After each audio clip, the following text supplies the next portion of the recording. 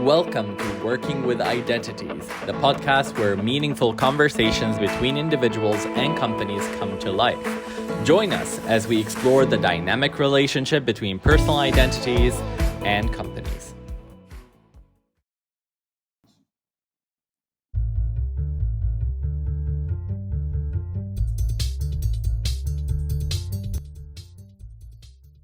Hello, everyone, and welcome to this episode of our podcast, Working with Identities. Working with Identities is a podcast dedicated to fostering meaningful conversations between identities and companies and organizations. Each episode highlights the experiences, challenges, and talents of individuals from different social and demographic groups. Our goal is to create constructive space where stories are shared, solutions are explored, and understanding is built, ultimately promoting a more inclusive workspace and society.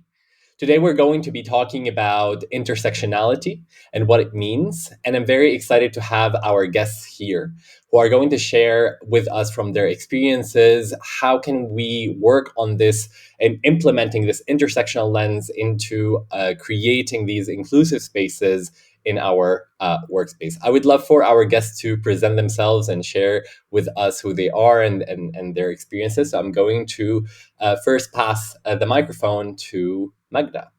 Hi, Magda. Thank you for being here today.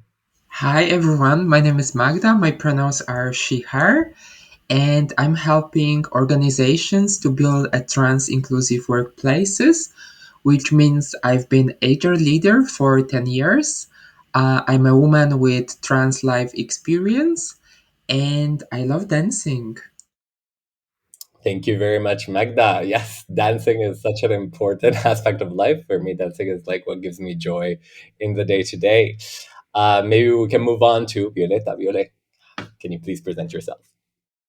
Hi, thank you. Thank you for the invitation. Well, I'm Viole. My pronouns are she or they. I'm a proud queer, migrant, neurodiverse, and survivor of gender violence, and also a mother. And I'm the head of diversity at a technology company. And that's it. Great. Thank you very much, Viole, for being here today. And we have Alex. Hi, everyone. Thank you for having me here. My name is Alex. My pronouns are he, him. And I mainly work at the communication field, have worked for different agencies and managing the communication of different projects or brands. Great. And as always, my name is Mahmoud. I am a diversity, equity, and inclusion consultant and trainer. I'm going to be moderating the conversation here between these amazing individuals have taken from their time to share from their knowledge and experience about the topic of intersectionality. And my pronouns are he, him. So without further ado, let's jump into the topic of today. Can somebody tell me, what do you understand? What does it actually mean, this word, intersectionality? What do we mean when we talk about intersectionality? I can go first if you want. I'm not going to give you a definition by a book, but for me, intersectionality is it's like a golden scheme of all the experiences that shape who we are and all the experiences that we live through our life. For me, it's like kaleidoscope that adapt different shapes as we get to know each other better and become aware of who we are and being sovereigns of ourselves, responsible for moving that length to see the things in different way. And I think that also intersectionality is many times our own battles that become learnings and also flags of our pride in different aspects, not only gender. As I said, for example, I'm queer, I'm migrant, I'm neurodiverse, and I'm also a survivor. And this is who we are. I'm a kaleidoscope. That's an amazing, amazing way to put it. Thank you, Viola. What do you think, Magda and Alex? How do you define this term intersectionality? Alex, would you like to go or can I Oh, go? thank you, Magda. Well, I feel, I totally ally with what Viole just say. I just think, um, to me, intersectionality, apart from what had just been said. I feel like each one of us has their own experience and their own definition, and all of them are valid in a way, because that's also intersectionality, being able to um, be aware of all of the different POVs that people have in their lives and their experience, especially based in the gender of ethnicity or these little boxes that society puts you in. And when society does puts you in those little boxes, I feel like it is important to know that intersectionality is something that you cannot um, avoid, and you cannot run away from. It's something that is present in every single aspect of your life, not only in the workplace. um, it can be difficult to manage, but I think it also brings um, a lot of brightness and a lot of opportunities, and different types of intelligence into your life and the people around you. Yeah, yeah. And Magda, what do you think? Taking the last position is always hard to kind of like Yeah, find. so I feel thank you, Viola and Alex, for your definition. I think also I would like to say like if you are more aware about who you are, what I experience, you are more exposed to be excluded, and people can discriminate you or judge you by more identities that you have. Like for example, me as a person who has story of being trans and my identity as a woman. So I feel like many people can yeah, judge you and exclude you, and this is not a good feeling, this is not a nice feeling, right? But the most important thing is how you feel about yourself, and if you love yourself, if you accept yourself, and if you have people who loves you. But yeah, I would like to tell that sometimes it's very hard, and it's good to stick to who you are and be close to yourself, but it's not easy. But I would say it's worth it. And for the people who are sometimes struggling, that you are not aligned what society expects from you, I think the most important thing is that you love yourself, that you are, stick to your values, and you're not getting other to tell you who you are, because yeah, I experience it that people are often are trying to say who you are, right? But the most important and hard thing is to know who you are and stick to that. I just wanted to say that I just love what you just say, Magda, about not being what society expects from you. More like you being aware of who you are, and maybe just putting those demands of yourself to yourself beforehand. I think it's beautiful. Thank you for sharing that. Definitely, definitely. I think like this is what makes the topic of identity incredibly, for me, incredibly interesting, because it is a topic that extends from the self and then goes into the society. So it's kind of, it has a lot of individual aspect and a lot of collective aspect at the same time. And I think even when we talk about identities, especially when we talk about inclusion, we sometimes focus on the collective aspect, but there's also a lot to say when we're talking about the individual aspect of things, right? So, stemming from that, I would like to for us also to discuss like how does having an intersectional identity impact one's experience. If you belong to different groups that maybe face certain challenges, multiple groups that face different challenges or discrimination in society, how does this overlap between identities impact one's experience? I can start if I can here. So I would like to remind that according to McKinsey report, more than 50% of trans people are not feeling comfortable to be out at their workplace. So this is such sad and important data to remember. And often transgender people who decide to tell about their identity are not able to find a job, and this is the big problem issue at the workplace, at the market, and companies need to make actions and be aware of this, right?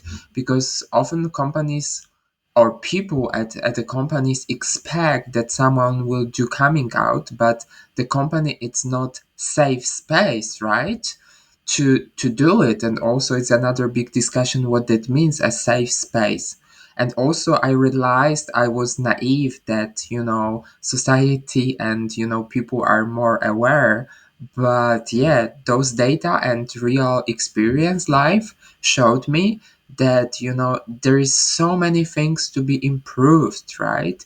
So yeah, the reminder is about yeah, support everyone as a collective. So yeah. I think definitely this is such an important aspect. I think like sometimes, specifically nowadays, in for example, in different European countries, we might have an assumption that society has advanced in certain elements, or that certain reality, or we don't, see certain realities and certain challenges that happen to people with different identities. And I think it is important for us to be curious about these realities, to truly understand our role in shaping, society, and truly making it inclusive. So, 100%. And one important thing, like active listening what people are saying, not telling us our identities. And again, I can share that example that often people are putting me to the box of being trans before listening that my identity is a woman. But I'm open and I'm advocating because, at some point of my life I thought about myself as a transgender person, right? So I would really encourage people to ask open questions. For example, what is your identity? Not coming to me. I shared before we jump to the call that I've been on a vacation, and the guys during the party came to me. One of them asked me, "Are you a ladyboy?" Another came to me and asked me, "Are you a woman?" Without saying hi, without having any conversation, without giving me a feeling that it's a safe space to open up. And this is not okay, but it's still happening all over the world. And yeah, just I'm a strong person, but I'm always wondering how people with mental health issues, with other issues, can keep it, hold it, because it's so hard. Yeah, I totally agree with you. One of the advice that I always deliver on the trainings to leaders and people in the company is don't take for granted. We are more than our look. We are more our of our expression. And the first thing to say is, "Hi, how are you?" If you want to know who I am, invite me for a cup for a coffee. Let's go to the canteen. Let's have a nice talk.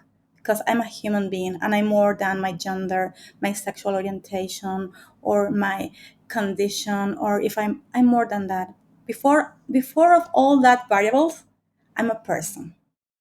And people sometimes don't take this into account. They see us like, oh, for example, I'm super queer and people always ask me about my tattoos, my earrings, and it's okay. But before all that, I'm Viole. Just say hi to Viole. Okay. For me, this is very important. We are human beings. We are not freaks. We are human beings as you. So the first question is, hi, how are you? And invite me a cup of coffee, please. If you want me to share my life with you, let's be kind. Totally. I feel like, especially in the workplace, it can be difficult when you're part of any sort of intersectionality to don't feel like you're a prop, like you're not an object, like you are not there to. First of all, to me, the most important thing is I'm not obligated to represent the entire community in which I belong to. um it's not my job, and you shouldn't expect that of me. I'm just a person, just like Biala say. And also it comes like as an extremely rude way to introduce yourself to someone, or to expect someone to be a certain way just because they look a certain way. Like that's what we're trying um run away from, because I was just listening to what Magda was saying, and I can only imagine how could those interaction will make you feel. So I mean, I totally agree with you. I feel like the human part of that, it's very important. I feel like it could be a little bit complicated, because we have to think that we are part of a workplace and we're human force. So even though we all want to be treated like humans, it depends on which company you are. You might not be as human. You're a tool. So maybe that's the complicated part, and I don't really know where the balance is in which you can make it more fair or easy for the person per se. I think you've all touched on a point that I see it as both the challenge and opportunity of intersectionality, which is the human tendency to put ideas of identities into boxes, stereotypes, like a gay person is like that, a migrant is like that, an ex person is like that. And how some people go into some sort of a brain freeze when you are different identities, and you're like, oh my god, I don't have a box for a person who is this and that, like, oh my god, what do I do?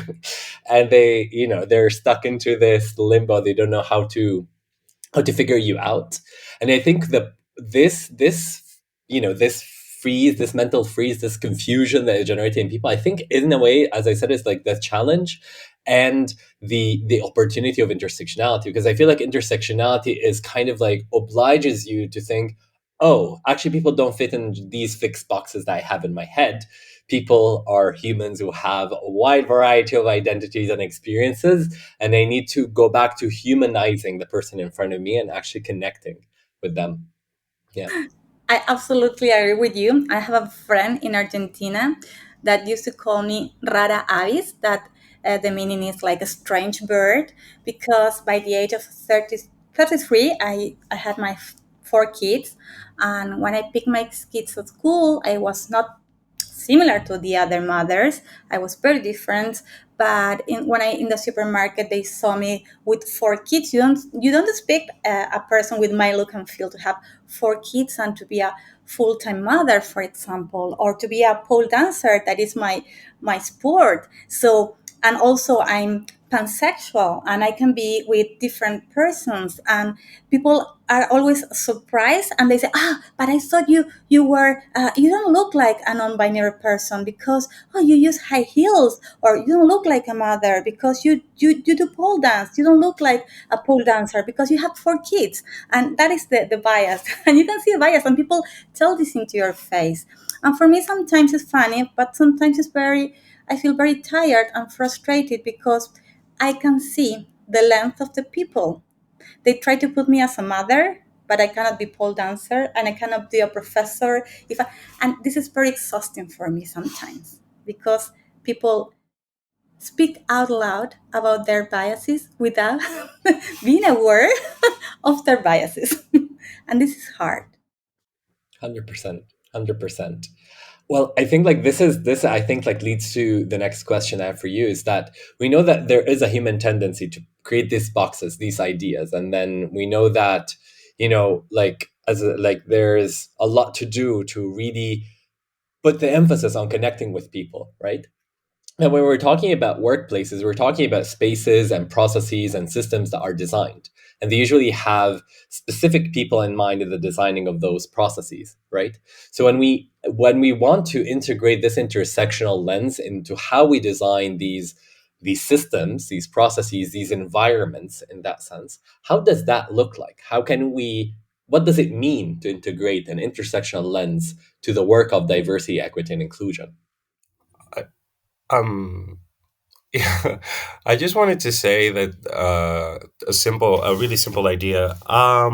But really, you must really go after people like they're a blank canvas, and that's it. And you have to let them draw, paint, sing, whatever they might feel. Also, we're talking about a professional place and environment, so it's not like you are necessarily going to be friends or buddies or go on a trips or whatever. But especially because it's a work environment and you're going to forced to be in stressful situations and in which you don't know what you might be doing or the other person doesn't know either. um you got to be open, and I know that it's just so cliche, but you got to see people as a blank canvas, and that's it. You cannot expect anyone to behave a certain way just because the way that you perceive them to be, because it's not who they are, it's how you perceive them to be, and they're not going to be that way, just like you are not going to be that way for other people. Yeah, I totally agree. I want to bring the example of what I do at my company. The first thing is open the range. It's not only about gender or LGBTQ plus community. We are much more than that. So in that case, we have different pillars of diversity. We have gender and sexual identity pillar. We have neurodiversity and accessibility pillar. Also, the generational diversity and multiculturalism. Okay, we open the range, but we cannot work in mental silos because one person can be from the LGBTQ plus community, but also from a different country. As I said, I'm the head of diversity for the European region, and it's not the same to work with a person in Italy with issues about gender, or to celebrate the Pride in Madrid or in another country, maybe for Western East Europe. So this is very important. We have the pillars, but for example, we have the calendar. Okay, let's go to celebrate the 8th of March, Women's Day. Perfect. But let's put a speaker, a women speaker, but also a women speaker with disability, with neurodiversity, because women are not only white, cis, or European. So this is what I think that we need to see in companies. Not only work with these pillars as silos. Let's put them in a in a blender, and yeah, let's go for LGBTQ plus community, but also in LGBTQ plus community we have people with from the neurodivergent community or with disabilities. Are we working on that way, or we are putting like these different labels in different boxes? That is not the right way, because as we all agree, we are like a kaleidoscope. We are much more than one label in our life. Definitely, definitely. What do you think, Magda? If you can repeat a question one more time, I would be very grateful to be sure that I will answer to the question. Yes. So the question basically is, considering all these elements that we discussed before about intersectionality and the boxes and whatnot, and we want to integrate this intersectional lens into how we design our workspaces, work processes, and systems and whatnot, right? So the question is, what does it mean to integrate an intersectional lens? Like, what do we actually do to ensure that intersectionality is a core element of our inclusion efforts? Yeah. So again, I will speak about the behalf of transgender community. What often I hear and experience, like for example, company has one transgender person who's open about it, and they are trying to take everything from that person. And for example, person is not ready or don't want to share their life experience, because it's not their job is not about diversity, equity, inclusion. They just want to do their job.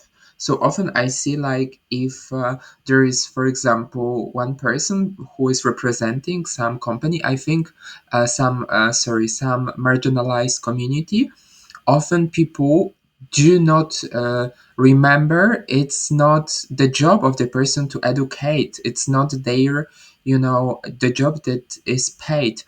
And often company are forcing it and then saying, you know what, but it's important for you, right? So I would encourage here to consult with people from marginalized communities who are willing to share personal experiences and want to help. Of course, if the employee would like to contribute and they have space, resources, it's great. You are more than welcome to invite them, but not over yeah, like do not use people, I would say, in this way, right? The people who don't want to be used, do not use them, right? Invite people. As a LGBTQ plus entrepreneur, I know how we are struggling to be invited to have a cash flow the whole year, not just during the Pride, which already finished. um, so just I really want to support people from other communities because I see we all have a passion for what we are doing.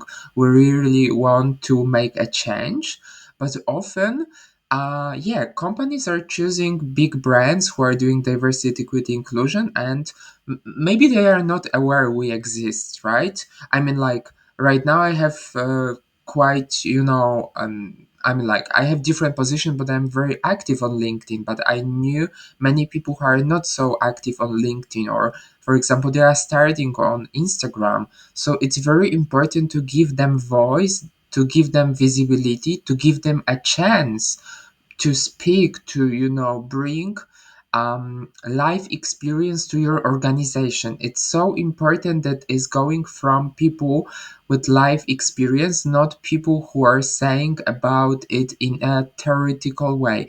And this is also a challenge because often when I'm saying like, oh, let's do a workshop for a leader, someone from the company is saying, but they had workshop and they didn't learn anything because it was theoretical. So I think it's a challenge how to invite everyone who is responsible somehow for diversity, equity, inclusion to make actions, right? Because yeah, some people are on the beginning very resistant because they have bad experience with some learnings, with some workshops, with some speeches, how to invite them, because I truly believe, and I will repeat, we need allies. We need like straight people who will support us to normalize the topic of being queer, because yeah, it's such. And for example, I can share, I'm here in Amsterdam since few hours, but I have feeling that the whole city is celebrating pride, and that sounds beautiful because it's not only for queer people pride, and it seems like really Amsterdam is trying to invite everyone and is understanding why it's such important, the role of allyship. And I see Viole would they would like to say something, so yeah. Yeah, I totally agree with you, and I want to speak about these two points. First of all, if you are a manager of diversity, a head of diversity, you are part of the people team. Try to hire a speaker that can speak in first person. First of all, because people, the audience will love that. They will feel the experience. They can feel the realness of that speech. I don't like to hire big consultancy firms to speak about, for example, being trans. I don't want to see a vendor, a white male cis vendor speaking about trans people. I like to see Magda, or as I hired you before, Mahmoud, because I know that you are a refugee and you're part of the LGBT plus community, and people will feel that. They feel the words. So this is very important. Second, I speak to the companies. Okay, you are going to have a responsible for diversity. Is that person part of any community, is neurodivergent, is from the LGBTQ plus community, is a woman? Because sometimes we see this people with a lot of privileges talking about things that they don't know. And yeah, that you can do a master on diversity, and now we are seeing these masters and trainings on diversity, and it's okay. But there is something about the power of the speech in first person that we need to take into account. So I encourage companies to hire speakers that can speak on their experience from their heart. And this is very important because when Magda or Mahmoud, you speak from your heart and from your own experience, you are changing something. There is an energy that people can feel. And companies take into account that, as Magda said, people from the community. We need to have jobs to to can pay the rent and pay the food, and we are experts and putting our heart here. So this is important for me. This is message is very important for me. I think like you've like mentioned a lot of things that are very important. I would love to try to summarize it in one go. So I think like we started with the importance of not stepping into the space assuming things, right? Like starting with a clean slate in that sense, right?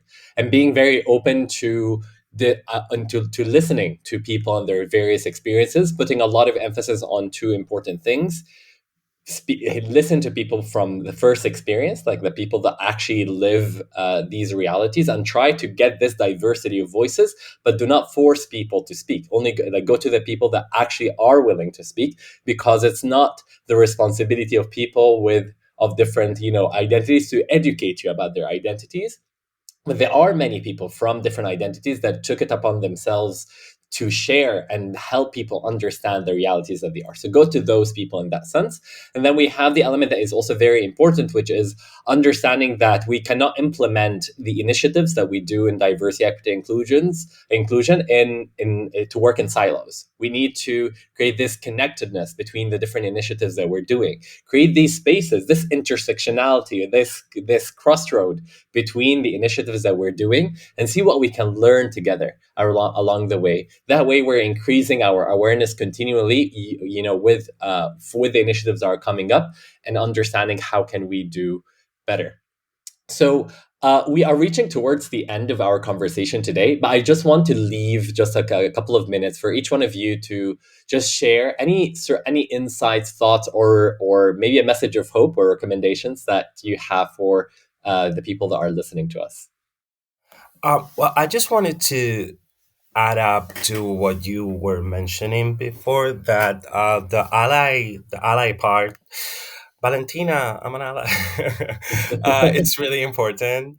And I feel like also maybe in the different companies that might be listening, or people that might be interested in this, I feel like it's super important to create a place in which people that are not part of this intersectionality might be interested in learning, because it doesn't really do much if I create a workshop or a space in which I'm trying to teach you something if you're just not interested in it.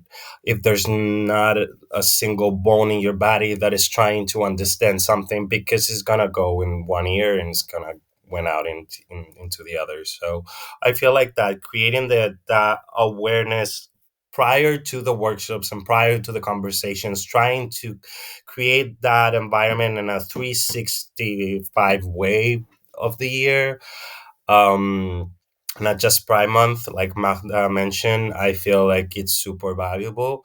And for the people who belong to any sort of intersectionality, I would like to mention that you do not have to be perfect.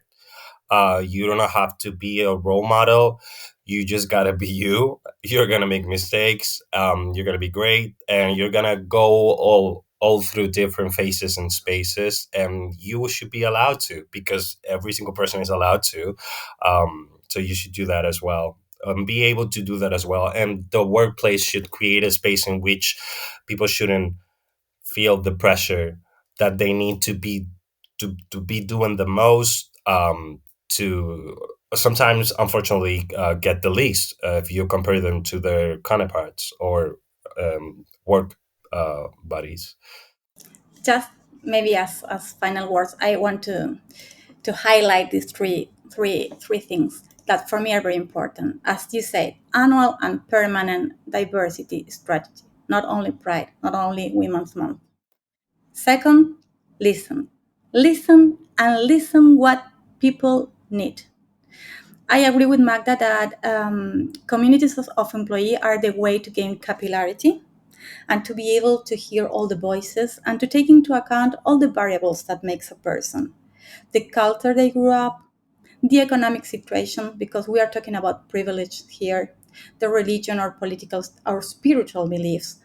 And it's necessary to plan the day's strategy from a holistic point of view and from a bottom up approach. It's not what the manager of diversity thinks that people need. Don't make that mistake. Even if you are part of the community, if you are part of the whole the different communities as I am, don't take for granted. We have 2 years, as I always say, and 1 month.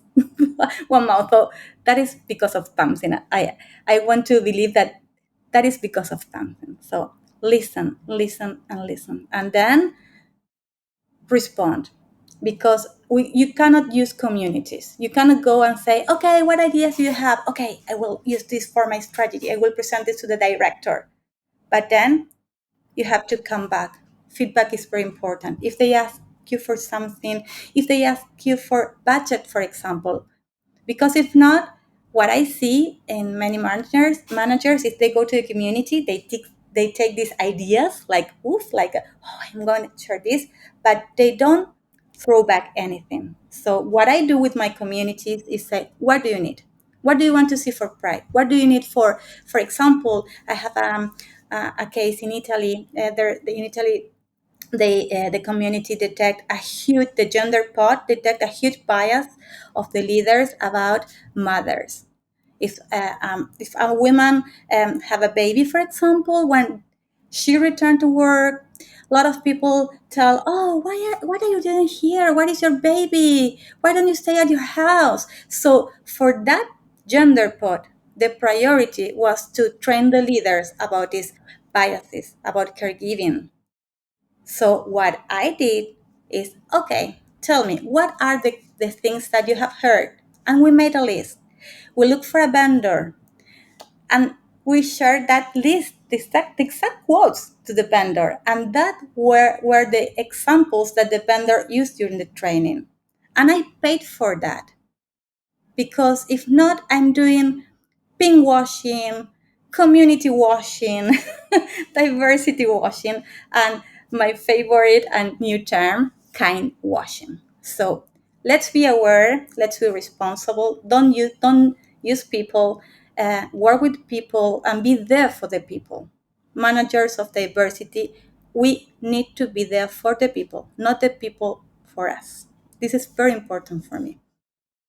Yeah, I would add remind that for diversity, equity, inclusion, you need a budget. It's not like, something that you will do for free. Of course, you can do some things, but when we talk about long-term perspective, it's hard to do activities without the budget. Because as I said, it's good to invite people from marginalized communities. I truly also believe small actions can have a big impact. So using pronouns or as a leader or as anyone in the organization, it's such important because I can confirm through my life experience when I was born, my parents gave me a name Maciej. I was going by Maciek because it was softer. And when I started my transition, I was saying to everyone, my name is Ma and my pronouns are she, her. And after being 100 times or 1,000 times rejected, people laugh at me. I know how important it is that someone will start a conversation. So please, if you feel that you are ready to start a conversation and, for example, your pronouns are obvious for you, say it. Make, first move. Say your name, your pronouns, and then the person will feel safe. The person will, feel like home. And do not, that activity not cost you a lot, but for the people who are going through transition or non-binary folks, like people who each day are afraid to be rejected because we've been rejected, that means a lot. And this is about inclusivity. And as I said, small actions can change something. And I remember I was so happy 4 weeks ago when I visited Poland, and it was emotional for me because it's my own country. And the manager who is responsible for 300 people, after a small conversation, when I explained to him why saying his pronouns it's such important, because he never get it, and someone explained to him, not saying you need to use pronouns, but said what I said about my story, and he, after this, created a post on LinkedIn, and other people started to comment. Other people realized why it's important. So it's important to spread those messages. So if you will like what we said, please share that episode, that podcast with your network through LinkedIn, through Instagram, and invite other people who might be interested in that topic, because we need your actions. And if you feel you want to share it, please do it. That means a lot for us. Thank you. Thank you so much I for want to this. talk, but I don't know, Alex, if you want to talk because I tend to talk a lot. I just wanted to say, I feel like I think we said it in a way multiple times, but I want to be like super specific with this. I feel like there's no way that you can teach or make people learn about intersectionality if you do not have people who go through it to help you teach about it. We cannot keep having white cisgender European or just people that do not realize those realities because they have the privilege to to to don't have to. I'm not saying that is a bad thing, because of course not. It's just the world that we live in. Um, and it doesn't necessarily mean that you need to constantly be contacting people who go through intersectionality. You can do research, you can look for reference, you can use books, I don't know, texts, media. Like, there's a lot of resources that you can use, but please, if you do not live in it, how are you going to explain it? Because there's no way. There's so many nuances and realities that you're not going to be able to express and make people aware of. And I feel like it's super important because we keep seeing this every day. And the most important part is this: people, when you tell this, when you say this to them, they feel attacked. I'm not attacking you. I'm not saying that your heart is not in the right place. I'm sure that it is, but you need to realize that I cannot talk on behalf of trans people because I have never experienced that. Even though I am I do live in the intersectionality. So please, don't talking about realities that you do not know anything about. Find other ways. There's so many other ways. You don't necessarily need to bring people physically or online. There's so many other ways to do it if you don't have the budget of the network. But I don't know. I'm sorry. I got a little bit heated, but it's just like I just don't understand how people do that. It's okay. It's okay. People need to know what we feel. We are talking about human beings and feelings. And I want to highlight this that Magda said about budget. When a company says to me, "Oh yeah, yeah, we care about diversity in my company," there is three very simple questions that you can ask as a speaker or maybe as an employee or a future employee if you're in a hiring process. Do you have a diversity department in your organization? First of all, because diversity is something that someone in the HR department do if they have some free time or if because they're very passionate about people. So, first question: do you have a department on diversity in your sector? Second question is: do you have a budget for that department? And the third question is, what are the policies and the protocols that you have? Do you have trans protocols? Do you have a diversity policy?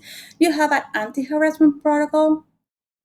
Because for me, this is taking into account diversity, not just saying, oh, yes, let's put those rainbow flags because it's pride, and they don't even put the intersectionality flag. So three simple questions. And if someone for a company is listen to this, you can do this checklist also. 100%, 100%. Such amazing insights. And I think it is also our role as employees, as diversity professionals, as human beings in general, to hold our organizations and systems accountable for doing the work.